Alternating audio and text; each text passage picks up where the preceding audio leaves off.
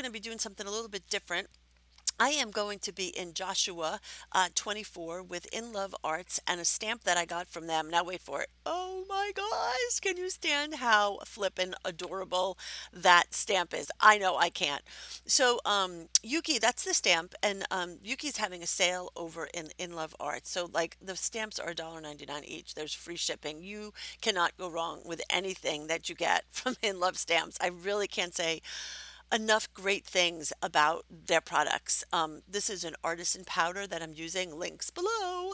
Um, so when you get a company that has such great customer service and just sees their customers, hears their customers, and treats them as if they matter, sign me up. I would buy from them all day long.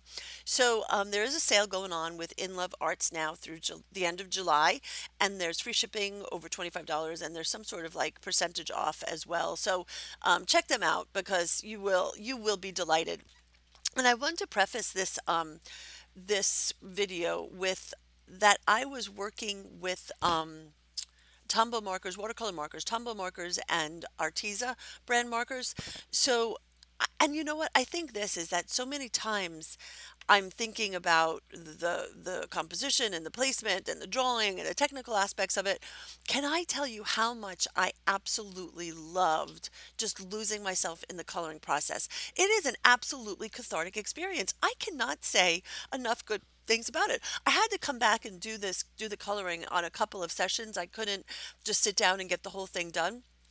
Um, but oh my gosh. So here what I'm doing is because of the materials that I put down, there were patches where it didn't want to take. So I'm just using a Le Pen and filling in the spots that I want to pop back up again. But guys, it is so much fun to color. I just can't believe it.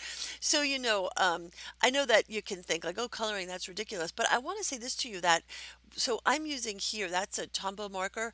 And I like pulled out all my Mad Dog coloring skills as I was working in here, and I got all my shading down, and I worked within the scopes of the medium that I used, and really expounded them, and got this little drawing to come to life, even more than it had already been drawn. So that's just a fun kind of deal. It's a fun thing.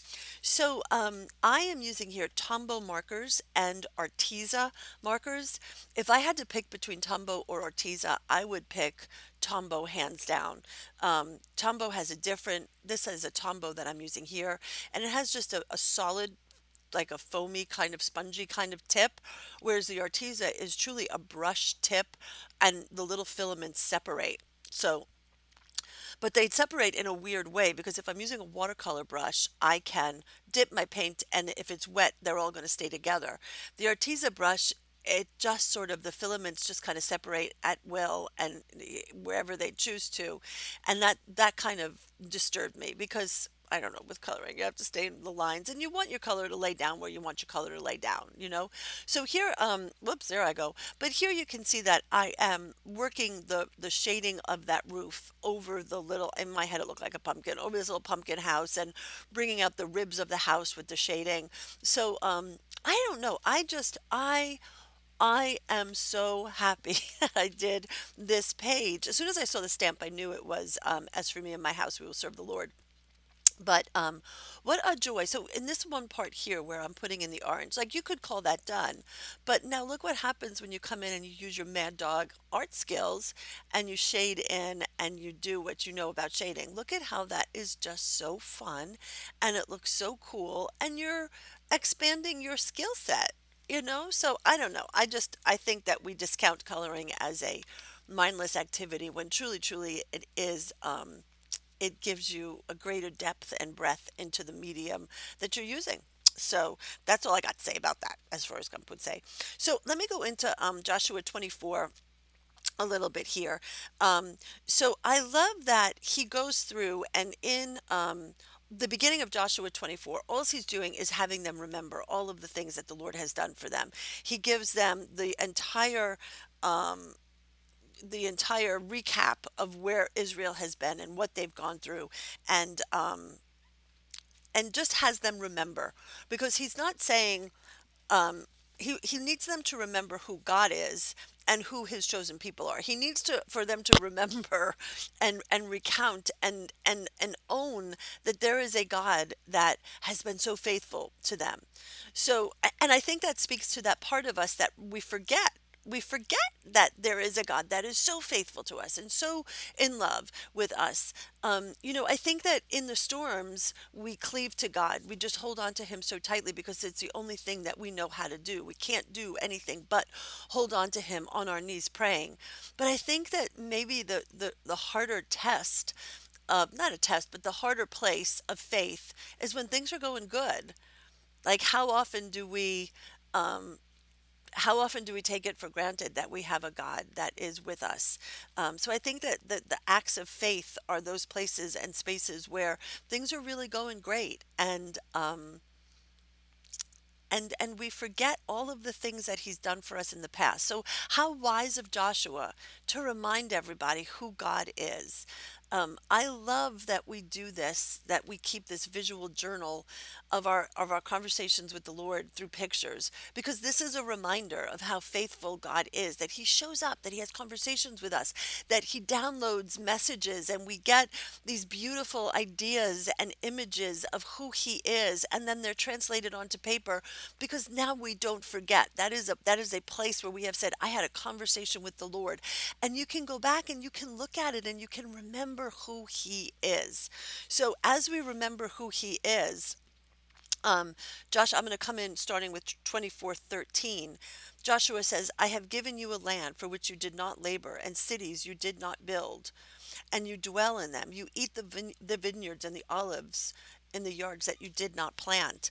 We did not plant any of this that we are privy to. We get salvation because a God loved us so much he sent his only begotten Son. That is our very nature, that we are not worthy to stand before the throne of God, yet God loved us so much. He loved us before we loved him, and he sent his Son. So we don't deserve it. We didn't do anything to earn the salvation that we're granted, but yet it's ours for the taking. That's our God. That's our God. Now, therefore, reverently fear the Lord and serve him in sincerity and in truth.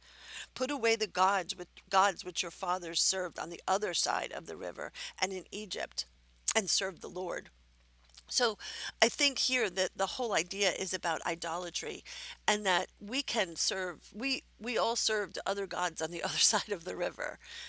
Before we came to know Christ, we all served gods. That's not a condemnation. That's just who we are as a species, as humankind. We all served other gods on the other side of the river. And I think that those things continue to be a trigger, or continue to want to ensnare us. Lord knows that the things kept coming around Israel, and we kept falling. Like, as a people, we keep falling.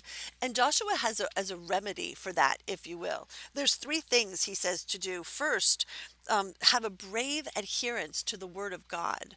So to really, with a bravery, with a brave heart, dig into the Word of God, and let Him be found by you. And then, second, there must be a vigilant separation from the Canaanite nations. There must be a vigilant separation from worldly values. And that's a constant struggle in today's world, where things just become looser and looser, and more insane. To have a separation from worldly values and keep our eyes on a heavenly system and a heavenly value system. And finally, there must be a cleaving to the Lord with real and fervent love. And I would offer that the only way to fall in love, you see how I'm using all of my tools to color this in? So it's just fun. But in order to fall in love with the Lord, I need to show up and be with the Lord. I can't be in love. I can't have a real relationship unless I'm wholly there, right? So he goes on to say, and it seems evil. And if it seems evil to you, oh wait, let me just go back to that. So that in there, when we're looking at idolatry, we can say, well, I don't do that. I don't have idolatry. But let me just say that there are images of wood or stone or gold, but it can also be money, a desire for fame or a desire for like a people pleaser. Like I'm a people pleaser, a recovering people pleaser, but that can become an idol, chasing after the acceptance of others rather than doing the right thing that you know is the right thing for the Lord. Love, pleasure, a secret sin that you just, you know, it's not right, but you just keep doing it anyway. Like those are all things that we can serve. So Joshua says, and if it seems evil to you to serve the Lord, choose for yourself this day whom you will serve. He does not say here, most important thing I think is he does not say if. Choose today here if you will serve. He does not say that. He says, choose today who you will serve. You will serve one or the other. Who is it going to be? It's either the idols of that you've had on the other side of the river, that you've kind of like stashed like Rebecca in your trussel, and you take them out because you're just not quite sure you're ready to give them up, or you're not quite sure that you want to. So who do you serve on this day? And I love that Joshua just proclaims it before everybody. But as for me and my house, we will serve the Lord. So I love that. I love that Joshua is able to decree this in front of everybody. Be a leader that says, this is how it's done. This is how you walk with the Lord. This is what a faith walk looks like. There's three things that you've got to do. You've got to say, I will serve the house of the Lord. I will put aside foreign idols. I will keep my eyes centered on what's good, what's righteous, what's holy, and what pleases my God. That's just good stuff. So that's all I've got. I loved this stamp. I had so much fun with this. Thank you, Yuki in Love Arts. So it's free shipping for $25 and up. And hold on for the special. Take 15% off on all orders. So I don't even know. I'm not good at math, but $1.99 off 15% is basically like nothing. So I'll have the links down below. Bye, guys. Have a great day. Bye.